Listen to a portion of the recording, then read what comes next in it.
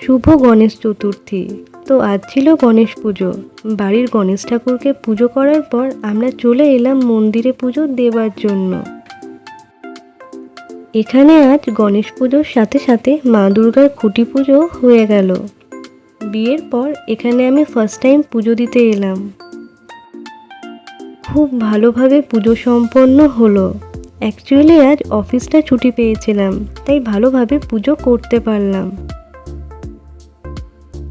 এটা হলো মন্দিরের ভেতরের পোর্শন।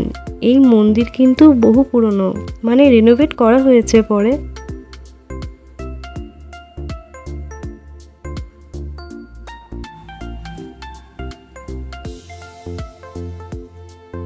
সন্ধ্যাবেলা বেরিয়েছিলাম ঠাকুর দেখতে, আর এটা ছিল কোটের ঠাকুরটা।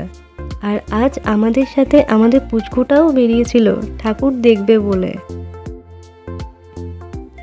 তারপর রাতের খাবারের জন্য আমরা চলে এসেছিলাম জয়শ্রী ফুড কোর্টে।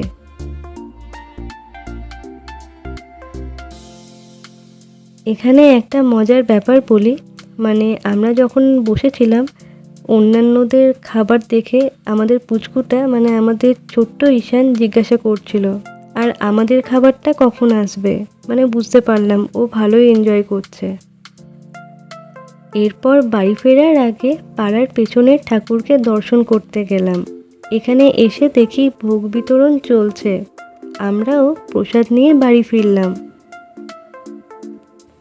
তো এইভাবেই কাটলো আজ গণেশ চতুর্থীর দিনটা।